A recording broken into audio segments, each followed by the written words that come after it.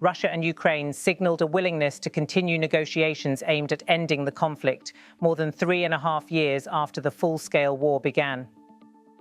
The indication came on Wednesday, a day after a lengthy meeting between Russian President Vladimir Putin and a senior US diplomatic delegation tasked with advancing a potential roadmap toward de-escalation. The renewed signals from both sides emerged at a moment when military operations have continued in several regions of eastern Ukraine, with Russian forces maintaining offensive pressure in areas near Donetsk and other contested zones. Despite the ongoing shelling and airstrikes, diplomatic channels have remained active, driven largely by the United States, which has presented a revised peace framework to both governments. The US effort centers on a plan originally introduced 2 weeks ago and subsequently updated following consultations with Ukrainian political and military leadership. The updated version was the main subject of discussion during a nearly 5-hour session inside the Kremlin on Tuesday. The American delegation included Steve Witkoff, the US Special Envoy appointed by President Donald Trump, and Jared Kushner, the US President's senior advisor. Although the Kremlin meeting received significant attention due to its duration and the seniority of the participants, the discussions ended without an agreement on central issues.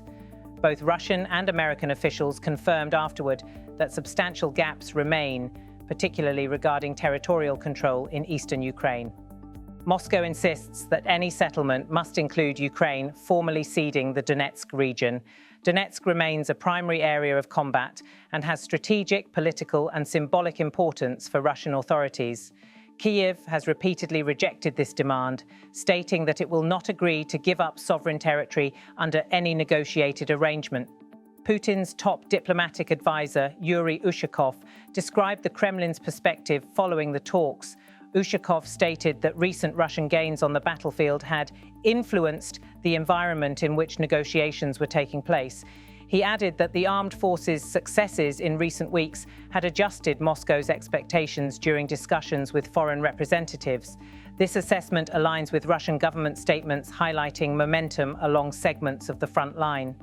The United States, meanwhile, continues to pressure both sides to consider compromises that could end active fighting and allow for phased political negotiations. Washington believes the updated plan provides a realistic path toward reducing hostilities, but officials acknowledge that political differences between Moscow and Kyiv remain significant. European governments have reacted cautiously to the current diplomatic push. Some European leaders have expressed concern that the US plan could legitimize territorial changes achieved through military force. In response, President Putin accused European states of impeding the efforts led by Washington to secure a resolution to the conflict. Kremlin officials have repeatedly argued that European countries are prioritizing political unity with Kyiv over concluding a negotiated settlement. Newly released footage from Russia on Wednesday showed President Putin participating in a domestic event unrelated to the talks. The video, dated December 3rd, captured the president arriving for a meeting with members of a government-supported movement focused on improving the quality of life across the country. Shots included his entrance, wide and medium frames of his speech, and interactions with the assembled audience. The visuals serve to underscore Putin's dual focus on domestic and international matters as the Ukraine conflict continues.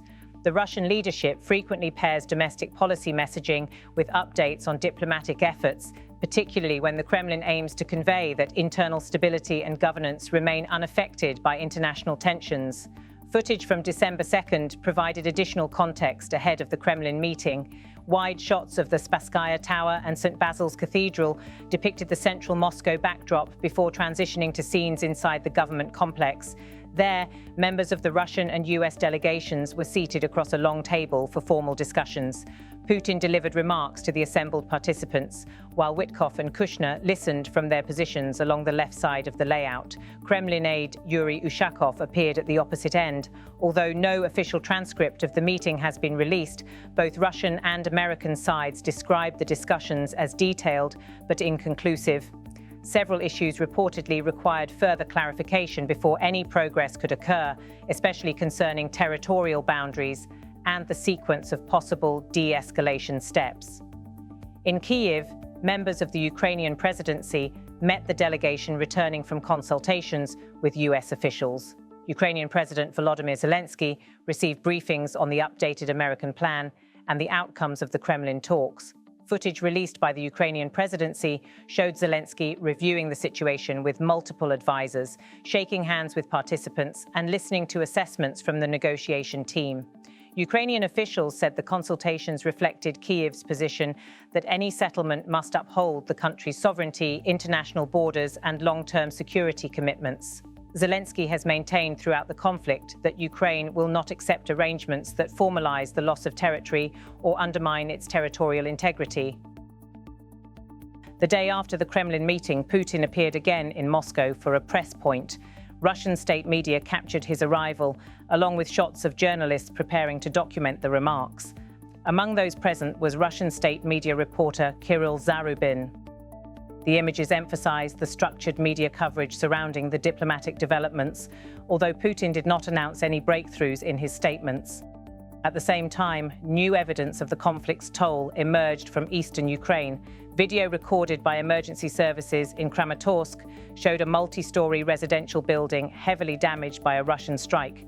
The structure had been left without windows, with visible damage stretching across several floors. The footage included panning and tilting shots revealing the extent of the destruction. Scenes like these highlight the continued humanitarian impact of the war.